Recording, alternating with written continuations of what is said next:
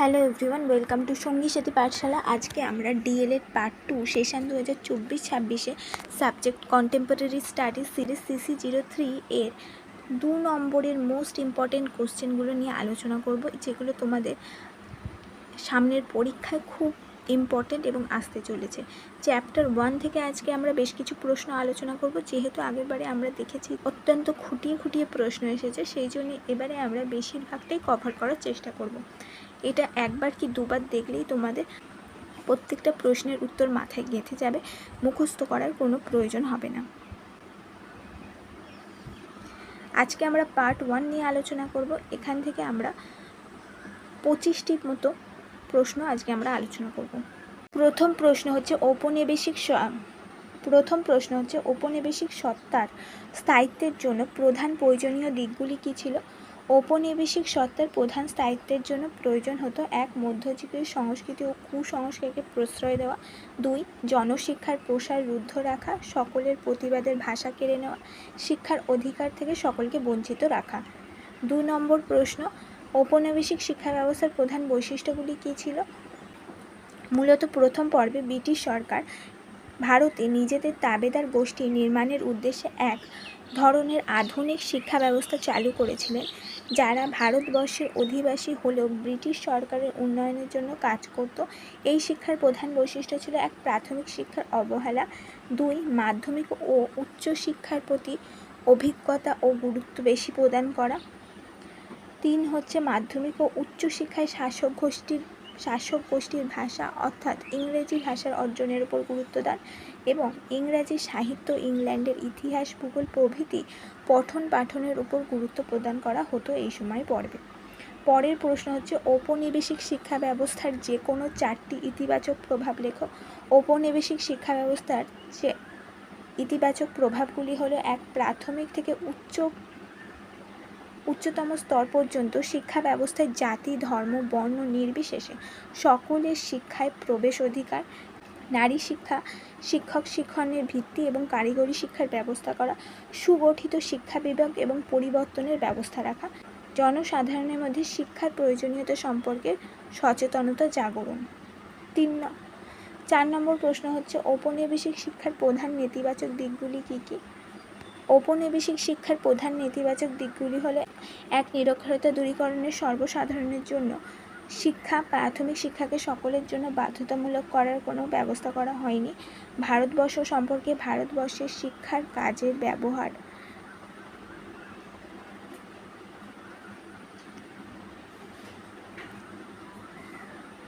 ভারতবর্ষের শিক্ষার জন্য ভারতবর্ষের সম্পদকে ব্যবহার করার বদলে নিজেদের উন্নতির কাজে ব্যবহার করা হয়েছে। চাহিদা অনুযায়ী বৃত্তি ও কারিগরি শিক্ষার ব্যবস্থা করা হয়নি। শিক্ষার মাধ্যমে আর্থিক বৈষম্য দূর করার প্রচেষ্টা করা হয়নি। পরের প্রশ্ন হচ্ছে ঔপনিবেশিক শিক্ষা ব্যবস্থায় চুইয়ে পড়ার নীতি বলতে কী বোঝানো হয়েছে? যে ব্রিটিশ সরকার চেয়েছিল একটি নির্দিষ্ট ক্ষুদ্র গোষ্ঠী, মূলত উচ্চ বর্ণের অশিক্ষিত ভারতীয়দের আধুনিক পাশ্চাত্য শিক্ষায় শিক্ষিত করতে। এর মূল উদ্দেশ্য ছিল কম খরচে বৃহত্তর জনগোষ্ঠীর মধ্যে ইংরেজি শিক্ষার প্রসার ঘটানো এবং একটি ইংরাজিভাষী মধ্যবিত্ত শ্রেণী তৈরি করা, যারা ব্রিটিশ শাসন ও সংস্কৃতির প্রচারক হিসাবে কাজ করবে। 6 নম্বর প্রশ্ন, ভারতীয় জাতীয় কংগ্রেস কত সালে প্রতিষ্ঠিত হয় এবং এর প্রধান সভাপতি কে ছিলেন? 1985 খ্রিস্টাব্দে প্রতিষ্ঠিত হয়েছিল এবং এর প্রধান সভাপতি ছিলেন স্যার উমেশচন্দ্র বন্দ্যোপাধ্যায়। পরের প্রশ্ন হচ্ছে ভারতীয় জাতীয়তাবাদের শিক্ষার ক্ষেত্রে ডন সোসাইটির প্রধান অবদান কী? সতীশচন্দ্র মুখোপাধ্যায় 1902 খ্রিস্টাব্দে ডন সোসাইটি প্রতিষ্ঠা করেন। ডন সোসাইটির প্রধান অবদান ছিল ভারতীয় জাতীয় শিক্ষা ও জাতীয়তাবাদের বিকাশ, ভারতীয় ঐতিহ্য ও সংস্কৃতির প্রচার ও জাতীয় চেতনা ও দেশমাতৃকার সেবার মনোভাব জাগ্রত করা ভারতবাসীদের মধ্যে। পরের প্রশ্ন হচ্ছে আদি পর্বে পর্তুগিজ মিশনারিদের কর্তৃক পরিচালিত প্রতিষ্ঠানগুলি সম্পর্কে তাদের শিক্ষার বিষয়গুলি সম্পর্কে উল্লেখ করো। আদি পর্বে মিশনারিদের প্রচলিত শিক্ষা প্রতিষ্ঠানগুলিকে 4 ভাগে বিভক্ত করা যায়। 1 হচ্ছে জাদু ও জাদুপল্লী সংলগ্ন প্রাথমিক লাতিন স্কুল, ভারতীয় বালক বালিকাদের জন্য কৃষি ও শিল্প শিক্ষার ব্যবস্থা, সহ প্রাথমিক স্কুল, উচ্চশিক্ষার জন্য জেসুইট কলেজ স্থাপন হয়। 1575 খ্রিস্টাব্দে ধর্ম প্রচার ও শিক্ষণের জন্য ছিল শিক্ষা প্রতিষ্ঠান। পরের প্রশ্ন হচ্ছে, ভারতীয় শিক্ষার প্রসারের ক্ষেত্রে পর্তুগিজদের প্রধান অবদান কী ছিল?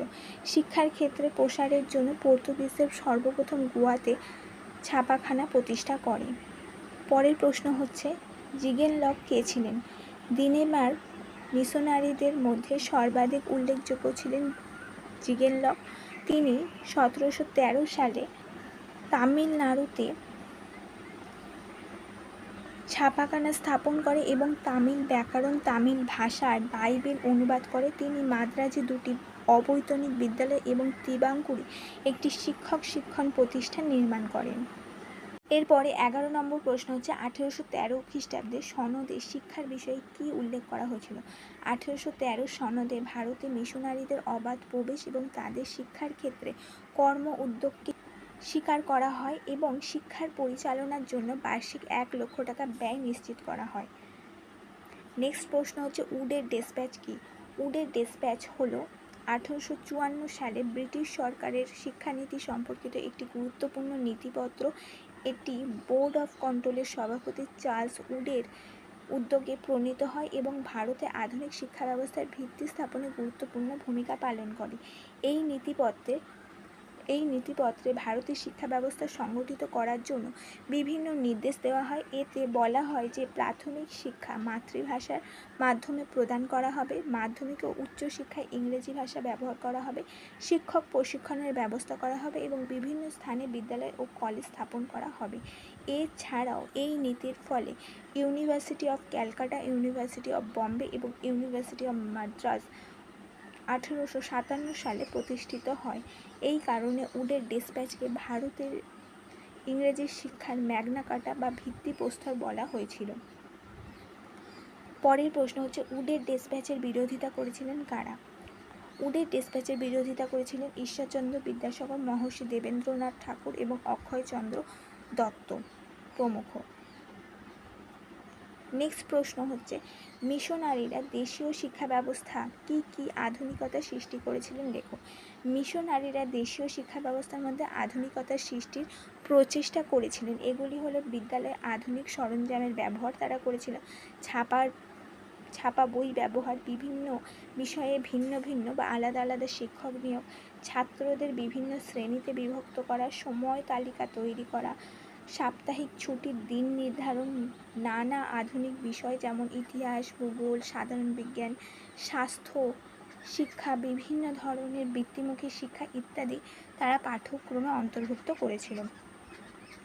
নেক্সট প্রশ্ন, 1833 সনদে ভারতীয় শিক্ষার কোন দিকের উপর বেশি গুরুত্ব আরোপ করা হয়েছিল? 1833 সনদের ঘোষণার পর ইংরেজি ভাষার মাধ্যমে মাধ্যমিক শিক্ষা ও কলেজের উচ্চতর শিক্ষার ওপর অধিক গুরুত্ব আরোপ করা হয়েছিল। এই সময় শিক্ষার প্রধান উদ্দেশ্য ছিল এ দেশের হিন্দু সমাজকে বা উচ্চবর্ণের হিন্দু সমাজকে ধর্মান্তরিত করা এবং খ্রিস্টান ধর্মে নিয়ে যাওয়া। পরের প্রশ্ন হচ্ছে, রেভারেন্ড মে কেন বিখ্যাত বা লন্ডন মিশনারি সোসাইটি সম্পর্কে টিকা লেখো। 1810 থেকে 1818 পর্যন্ত বাংলা শিক্ষার ক্ষেত্রে সর্বাধিক গুরুত্বপূর্ণ ও সক্রিয় ছিল এই লন্ডন মিশনারি সোসাইটি। 1812 খ্রিস্টাব্দে এই সংস্থায় আসেন রেভারেন্ড মে সাহেব। তিনি চুঁচুড়ার আশেপাশে 36টি বিদ্যালয় প্রতিষ্ঠা করেন, যার মোট শিক্ষার্থীর সংখ্যা ছিল 3000-এর ওপর। এই সকল স্কুলের শিক্ষকতার জন্য তিনি শিক্ষক প্রশিক্ষণের জন্য একটি নর্মাল স্কুল প্রতিষ্ঠা করেন। এরাই পরবর্তীকালে চুঁচুড়া থেকে কলকাতার ভবানীপুরের বহরমপুরে নিজেদের কেন্দ্র স্থাপন করে, প্রশিক্ষণ কেন্দ্র শুরু করে। পরবর্তীতে তারা শ্যামনগরের, চন্দননগরের, কালনা সর্বত্র ছড়িয়ে পড়ে। নেক্সট হচ্ছে, শিক্ষার ক্ষেত্রে আলেকজান্ডার ডাফের ভূমিকা লেখো। লন্ডন মিশনারিদের প্রভাবে ঔপনিবেশিক ভারতের প্রথম পর্বের শিক্ষার ক্ষেত্রে স্কটিশ মিশনারি আলেকজান্ডার ডাফের ভূমিকা অত্যন্ত গুরুত্বপূর্ণ। 1830 খ্রিস্টাব্দে তিনি প্রতিষ্ঠা করেছিলেন জেনারেল অ্যাসেম্বলি ইনস্টিটিউট, যা বর্তমানে স্কটিশ কলেজ নামে পরিচিত। এখানে ইংরেজি ভাষা ছিল শিক্ষার মাধ্যম এবং বাইবেল ছিল আবশ্যিক বিষয়। মিশনারি ডাফ এর প্রধান উদ্দেশ্য ছিল ইংরাজি প্রধান শিক্ষার মধ্যে দিয়ে হিন্দু সমাজের অভিজাত বর্ণের মানুষকে ধর্মান্তরিত করা। তবে এখানে চুইয়ে পড়ার নীতি অনুসরণ করা হয়েছিল। তবে আলেকজান্ডার ডাফ নারী শিক্ষার ক্ষেত্রে বিশেষ আগ্রহী ছিলেন। কলকাতা মেডিকেল কলেজ, কলকাতা বিশ্ববিদ্যালয় প্রতিষ্ঠার ক্ষেত্রেও তার বিশেষ ভূমিকা ছিল। নেক্সট প্রশ্ন হচ্ছে শ্রীরামপুর ত্রয়ী নামে কারা পরিচিত ছিলেন? শ্রীরামপুর দিনেমার কুঠিকে কেন্দ্র করে উইলিয়াম কেরি, উইলিয়াম ওয়ার্ড এবং জাশুয়া মার্সম্যান এই তিনজন মিশনারি একত্রে ধর্ম ও শিক্ষার প্রচারে নিয়োজিত হয়েছিলেন। এরাই একত্রে শ্রীরামপুর ত্রয়ী নামে পরিচিত। কেরি ছিলেন ধর্মপ্রচারক, ওয়ার্ড ছিলেন দক্ষ মুদ্রণ শিল্পী এবং মার্সম্যান ছিলেন একজন স্কুল শিক্ষক। এই তিনজন একত্রে প্রচেষ্টার ফলে শিক্ষার ক্ষেত্রে এক নতুন অধ্যায়ের সূচনা ঘটে। নেক্সট প্রশ্ন হচ্ছে মনিটর প্রথা কি, এটা কে প্রবর্তন করেন? অ্যান্ড্রু বেল ইংল্যান্ডের শিক্ষার ক্ষেত্রে অগ্রগতির জন্য মনিটর প্রথা প্রবর্তন করেন। প্রকৃতপক্ষে এই মনিটর প্রথা অ্যান্ড্রু বেল ভারতে প্রচলিত সর্দার পরও শিক্ষা পদ্ধতি দেখে গ্রহণ করেছিলেন। শ্রীরামপুর ত্রয়ী মনে করতেন বহু ছাত্রকে একত্রে শিক্ষা দেওয়ার জন্য এই শিক্ষা পদ্ধতি বিশেষভাবে সুবিধাজনক। নেক্সট প্রশ্ন হচ্ছে শ্রীরামপুর ত্রয়ী বা শ্রীরামপুর কর্তৃক প্রকাশিত কতগুলি পত্রিকার নাম করো। বাংলা ও অন্যান্য দেশীয় ভাষায় লেখালেখি ছাড়া শ্রীরামপুর বেশ কিছু পত্রপত্রিকা প্রকাশ করে। এগুলির মধ্যে উল্লেখযোগ্য হচ্ছে 1818 খ্রিস্টাব্দের এপ্রিল মাসে দিগদর্শন প্রকাশ করে। এরপর একটি বাংলা সাপ্তাহিক পত্রিকা সমাচার দর্পণ এবং সমাচার দর্পণের একটি পার্শ্বিক ভাষায় সংস্করণ প্রকাশিত হয় যার নাম ছিল আকবরী শ্রীরামপুর। 1813 খ্রিস্টাব্দের সনদ আইনের শিক্ষা সম্পর্কে কী বলা হয়েছিল? 1813 খ্রিস্টাব্দের সনদ আইনে শিক্ষা সম্পর্কে বলা হয়েছিল, এক আইনটি ভারতের শিক্ষার খাতে 1 লক্ষ টাকা ব্যয়ের জন্য বরাদ্দ করে। 2 এই দেশের মানুষদের জন্য বিজ্ঞান শিক্ষার ব্যবস্থার কথা ঘোষণা করা হয়। ভারতের ধর্ম ও নৈতিকতা ও শিক্ষার মান উন্নয়নের জন্য সরকারি হস্তক্ষেপ ও অর্থ ব্যয়ের কথা ঘোষণা করা হয়। এবং 4 হচ্ছে ধর্ম ও শিক্ষার প্রবর্তনের জন্য এদেশে মিশনারিদের আগমনের পথ অবাধ হয়ে যায়। নেক্সট হচ্ছে general council of public instruction বা জিপিআই কি? 1813 খ্রিস্টাব্দের সনদ আইনে ভারতীয় শিক্ষার ভার ব্রিটিশ সরকার গ্রহণ করার পর শিক্ষার পরিচালনার দায়িত্ব গ্রহণ করেছিল। ভারতের শিক্ষার প্রবর্তন ও উন্নয়নের জন্য সাধারণ শিক্ষা পরিষদ বা general council of public instruction GPI নামক একটি কমিটির হাতে প্রদান করা হয়। নেক্সট প্রশ্ন 1813 খ্রিস্টাব্দের সনদ আইনে যে প্রাচ্য ও পাশ্চাত্যবাদীদের দ্বন্দ্ব তৈরি হয় তার প্রধান কারণ কী ছিল? এখানে প্রধানত কয়েকটি প্রশ্ন গুরুত্বপূর্ণ। 1 সরকারি উদ্যোগের শিক্ষার উদ্দেশ্য, শিক্ষার বিষয়বস্তু, সরকারের দায়িত্ব, ব্যাপ্তি এবং শিক্ষার ভাষার মাধ্যম। একেই কেন্দ্র করে পাশ্চাত্যপন্থীদের মধ্যে ছিল বেসরকারি ইংরেজি স্কুল এবং মিশনারি এবং দেশীয় নেতৃত্বের এক অংশ। অন্যদিকে প্রাচ্যপন্থীদের মধ্যে ছিলেন কিছু সরকারি কর্মচারী, বেসরকারি ইংরেজ এবং দেশীয় পণ্ডিতদের নেতৃত্বের এক অংশ। এর পরের প্রশ্ন হচ্ছে মেকেলের মিনিট বলতে কী বোঝো? মেকেলের মিনিট বলতে ব্রিটিশ রাজনীতিবিদ এবং ইতিহাসবিদ টমাস ব্যাবিংটন ম্যাকেলের দেওয়া একটি প্রস্তাবনাকে বোঝায়, যা 1835 সালের 2 ফেব্রুয়ারি বা 2 ফেব্রুয়ারি জমা দেওয়া হয়েছিল এবং ভারতীয়দের জন্য ইংরেজি ভাষার মাধ্যমে শিক্ষার প্রয়োজনীয়তা প্রতিষ্ঠা